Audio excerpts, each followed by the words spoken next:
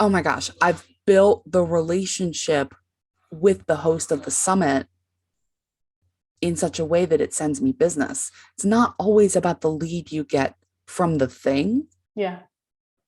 It's about how they put you in front of their audience on a regular basis. So, one of my little ninja strategies for podcasts specifically is after the recording, after you've delivered the value, after you've had a good time, ask them, hey, do you have a group or a membership that you want some advanced training for? How can we work that out? Ask them for the next step in the relationship, right? You Yeah. can do the same for summits. Oh, yeah, of course. It's one of the best things you can do. I mean, even as a host, and we'll talk about that a little bit later, but even as a host, I'm always asking people, hey, do you know anybody who'd be a good fit? And working it that way. So if you don't know what a summit is and you listen to this podcast, you've been living under a rock. This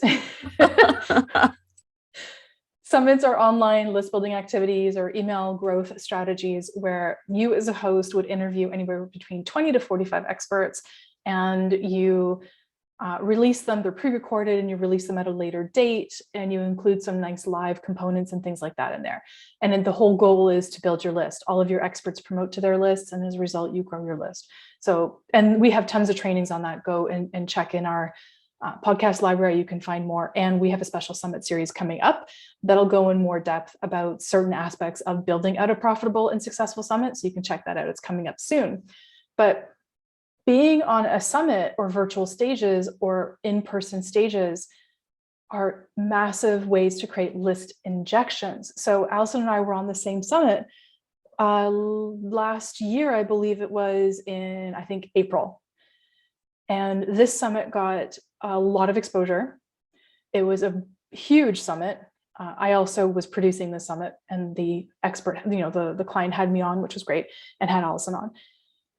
Allison and I saw somewhere in the range over the 3 days that the summit took place. Allison and I both got multiples of hundreds of people to sign up for our lead magnets. And in addition, we also, because we drove them to our lead magnets, but we also drove them to this podcast, we saw the biggest download month that we had ever seen at that point in the podcast. Mm-hmm. So, and we've continued to have people. If I look at the metrics on who's listening, and by the way, this host lived in a different country, and our audience was in a different country than Allison and I are. We're in North America. This was on the other side of the world. Our audience has increased in that particular region of the world. And our only guess can be that we've maintained some of those people as a result of being on the podcast, like as a result of being on that summit. I've also gotten clients from that summit, haven't you? Yeah. Oh, yeah. So showing up on other people's stages can be their summit, their conference, their event, being a guest expert in their challenge. It can also be showing up on their live stream show. Up, in about, what is it, a month, maybe a month and a half, we have Cheryl, who's going to talk about hosting your own show. And those need guests. It's almost like a podcast, but it's different because it's a stage. So look at stages as any kind of event that people will tune into. And again, don't be snobby. If it's got a small thing, that's okay. Now, you want to make sure it's going to be worth your time. Make sure the audience and the topic are a really good fit. This is going to be for anything you do, but it's okay if it's new, or if it's maybe a little, the summit that Jenny and I are talking about, that was her first summit. It was incredible. And it was her first time doing it in English. And yes, like it was incredible. Yeah. And I want to pull in something. So, dear listener, have you ever done improv? Improv, there are almost no rules except for one. And the one rule is that you don't say no, right? You go with the flow and you go with what's going on. right? So that's the almost like the yes, let's, or yes, and versus saying, well, and no, or something along those lines. So you're always trying to keep the flow going. And how this applies to you is when you're looking at opportunities, unless it's a real distinct non-fit for your business, it's in the wrong niche, it's the wrong people, it's the wrong this and that, then it's a yes.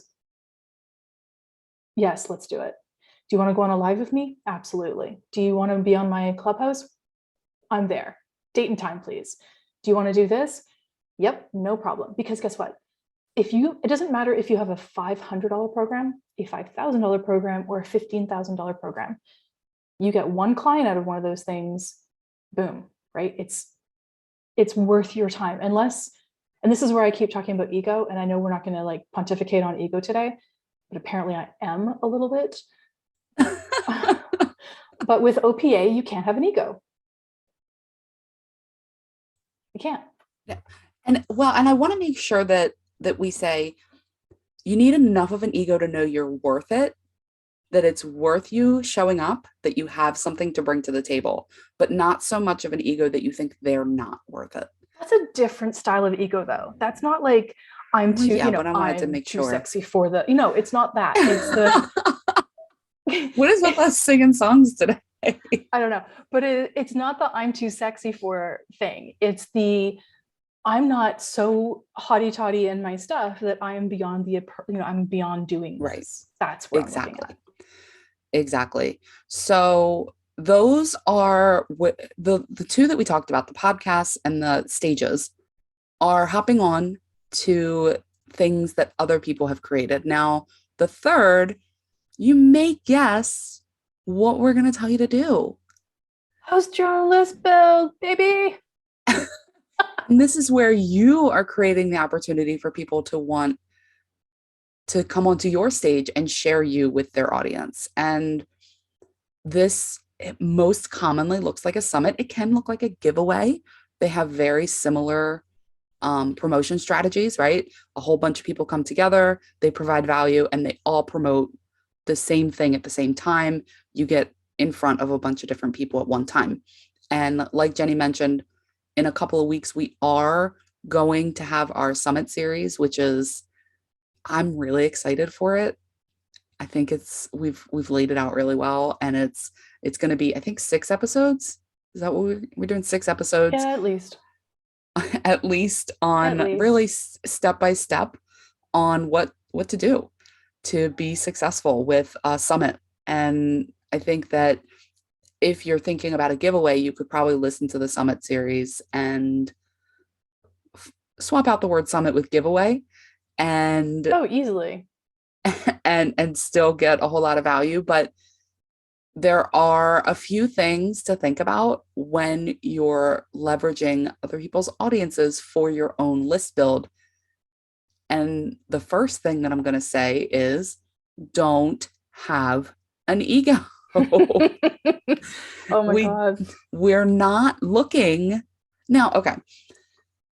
Jenny and I are of a slightly different tack about this to an extent when it comes to the big name, right? Jenny is very much like avoid them all.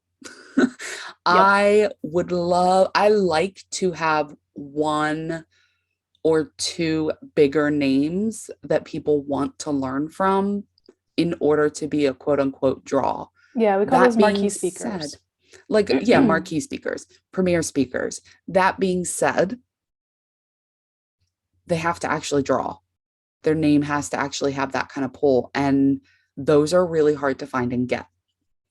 So, hinging all of your thoughts on, I'm going to fill my event with premier speakers, big names, blah, blah, blah. They're hard to get.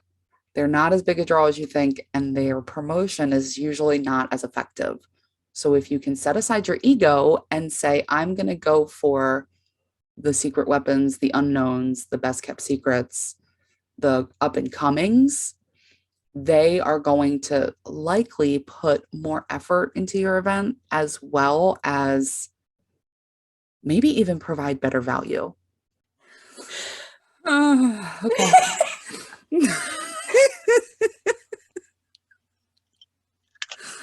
Are you laughing at how red my face is? Yeah. And we're still Okay. recording. Okay. Yeah, that's good. We got a blooper reel.